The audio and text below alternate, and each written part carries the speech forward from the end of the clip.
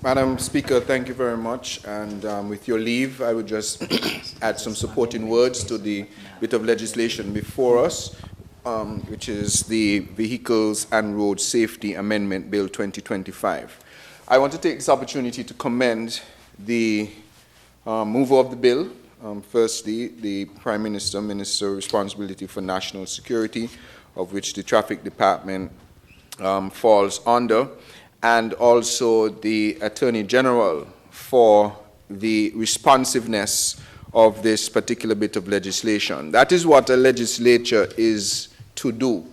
There will be laws that are passed, say, in one era of time based on the prevailing situation at the time. But then there comes a time for revision and upgrade. And oftentimes it comes when something becomes a reality, when you get to see that an existing law may not be sufficient in dealing with present situations. And so I want to commend the response that has gone in. Although, to be fair and to be frank, this was already in the works in terms of setting up a committee to deal with the vehicle situation and road traffic safety some time ago, since the middle of last year. In fact, the AG in particular has been a strong proponent of safety on the road. And even before we got into the recommendations last year, the Ministry of Public Works, we had given an undertaking that we will start the ball rolling by installing speed bumps around major schools, or schools in general that are close to roadways. I'm not certain if we have completed every single school, but we are in the process of ensuring that there are speed bumps around all the different schools. And this will continue now with the work of the committee led by the AG for a comprehensive overview of our road and safety laws. I think this is critical, and again, I stand to commend the AG and the mover of the bill for us taking this initiative to move this particular process forward. I want to also at this time, I want to encourage something I think I heard the member opposite, Senator opposite, Deputy Speaker, mention about responsibility of us as road users. The Parliament is doing its part. The legislature is doing its part. The government is trying to do its part. None of us can do all of what is necessary, but all of us can do some of what is necessary to come together to make a whole. And so I want to encourage drivers on the road. We don't need a bit of legislation to say that it is dangerous to pass a vehicle on the F.T. Williams Highway on the left-hand side because a vehicle is coming on the right-hand side where it's supposed to be coming. That's, I don't know, how do you legislate that to say that that should not happen? You know, unfortunately, the human race has often showed that you give us an open field and you run wild, even if you know that the field has potential problems. But then you have to put guardrails to guide the human race to say, this is probably the better way that you're supposed to go, the safer way. And so what we're attempting here with this bit of legislation is to provide some guidance, really, to try and legislate behavior, which otherwise sometimes you don't necessarily think you have to.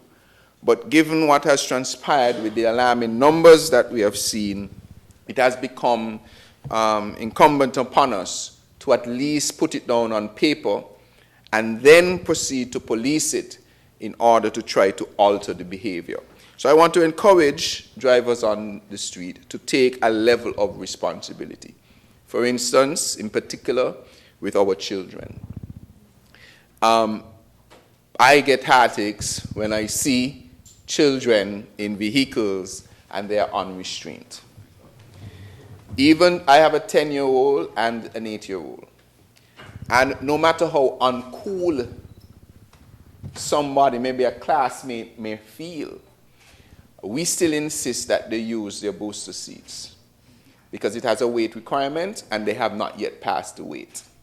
So we insist we are using the seats until you are sufficiently tall to go out. Because I can't imagine my wife or I being responsible for not doing that when it is simple to do once you're able to do it.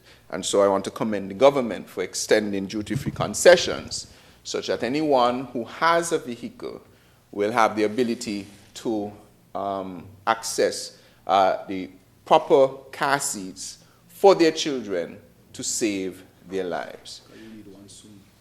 What you say, you need one soon? PM say he gonna need one soon. You said, I need one soon. I have already. I thought you donated them already. No, I have. They're using them still. Okay. They're using them still. I thought you have the booster ones. No, I have the whole thing because, at a certain height, it goes up to a certain height and certain weight, and they are still below those requirements. More reason for another one. But don't worry. I think you're calling for a donation for you. So I will work on it for you, Mr. Prime Minister, because I know the conversations we've been having. So I can't let the public into that one. But it's our responsibility, when it comes to our children, that one, they are in the back seat. Two, that they are properly restrained. Three, don't worry how unstylish it is to have your young child in a car seat and they say, Mommy, nobody else come in school in a car seat. No, my daughters don't even try that, right? Because it is our responsibility. Even when we travel with our car seats. Wherever we go, the airlines allow it for free. We travel, if you have to rent or you have to go in any vehicle, we travel in car seats, and we ask God's protection for any travels that we have and for anybody else. There's also the level of responsibility for us as drivers. The Prime Minister gave examples of, the potential to fall asleep, etc. That can happen. I remember in the early days, I can't give out too much information, I guess. I live in the Bastia area, but anybody knows I would have had to go to another part of the country in my early days, right?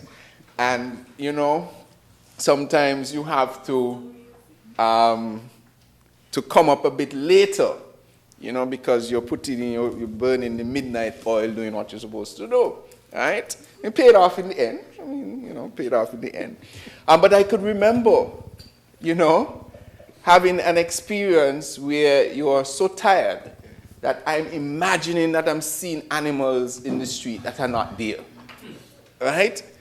That they're running across the road and so on. And sometimes you have to take the decision, look, I'm going to take a little extra rest here. I'm not going to chance it. Life is much more valuable. Similarly, oftentimes when, we don't have to drive far here, but in the United States and other places that have far distances, especially when we're traveling with the children, as soon as I feel that I am tired, they have rest stops, you pull off and you take an hour nap, refresh yourself, go in the bathroom, wash your face, and go again. Similarly here, if you have to travel late, you're tired, given that you have the awareness now, especially of all that has transpired, take the little extra time, take a little snooze, go somewhere, pull on the side, or stay close by wherever you are, take a little rest, wash your face, and get home safely. So, and I also wanted to encourage persons to take the opportunity now to use the technology that is there. Dash cams will be a vital piece because just a few weeks ago, well, maybe last week or so, I was with my wife driving, and there's this reckless guy that passed.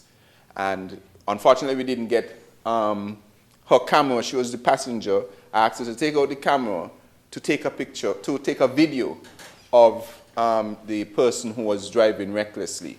But by the time she was able to take out her phone, he had already,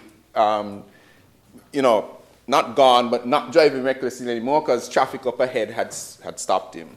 The dash cam would have picked that up. And so this legislation allows for when you have credible video evidence to now be able to support it, to submit it, to aid in any investigation. But more importantly than just being able to aid in the investigation, its purpose here is to make drivers aware that anybody can be eyes and ears now. So it compels us to know that that vehicle driving towards me may have a dash cam. There might be a camera on a house somewhere here that is going to capture me. There might be somebody standing on the street with a cell phone. And I don't think the AG mentioned it, but you're not allowed to use your cell phone while driving. So no video evidence that you capture while you are driving to catch somebody else, you're going to get in trouble too. So this is cell phones of users who are not driving. Those are going to be used and hopefully will help to be a deterrence for the type of behavior that we see on the road. So, Madam Madam Speaker, I think that we have spoken extensively about the legislation before us. A number of increases in penalties have been there. Again, these are for deterrence purposes. There was an issue, I think, that the member from number 9 raised about is it the appeal? What do you call it? The stay, right. And I think that we will be looking at the possibility of adjusting that so that we can have consensus across the entire legislation. 40 subsection. Right, 40 subsection 2. I don't know if the Prime Minister may speak about it a little bit, but we will in committee stage, attempt to correct those differences that we see across the legislation. Additionally, there was a concern about the evidence and anonymity. And the AG has advised, because he has spoken already, that there is a bit of legislation already that deals with how the evidence is handled, submitted, and how persons can, in fact, provide their testimony anonymously. So he has advised that there are mechanisms already in place to deal with that. So with that, Madam Deputy Speaker, I want to wish this bill safe passage, and I want to encourage all of us to play our part. Because what was particularly telling and disappointing is in the heart and heat of all that was happening, there were other people still on the road driving recklessly. Every time now I attempt to overtake somebody, all I am thinking about is all of those people who lost their lives. That's what's at the front of my mind. And so now I am extraordinarily cautious. I would like for our nation to also be extraordinarily cautious because there was a wave, for whatever reason, was happening, and I think these things sometimes happen for us to take stock. I want to extend my own personal condolences and sympathies to the families and friends of the loved ones lost. We lost way too many. I want to commend the, again, mover of the bill. And as I close, one other thing, and sometimes, God works in mysterious ways. We have actually just received an invitation that is sponsored invitation for the Ministry of Domestic Transport, which I'm the minister for, to attend a ministerial road safety conference in Morocco sometime later this month.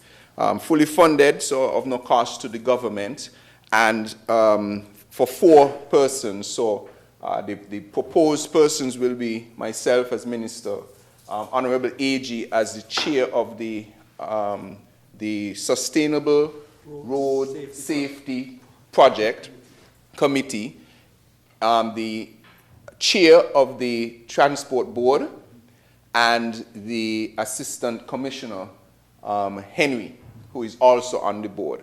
And so there are a number of very important topics that we want to engage in, and if I may, one of them is empowering governments, pathways to sustainable road safety financing. So for the opportunities that we are pursuing, we are going to see how we can leverage international partnership to bring that to St. Kitts and Nevis.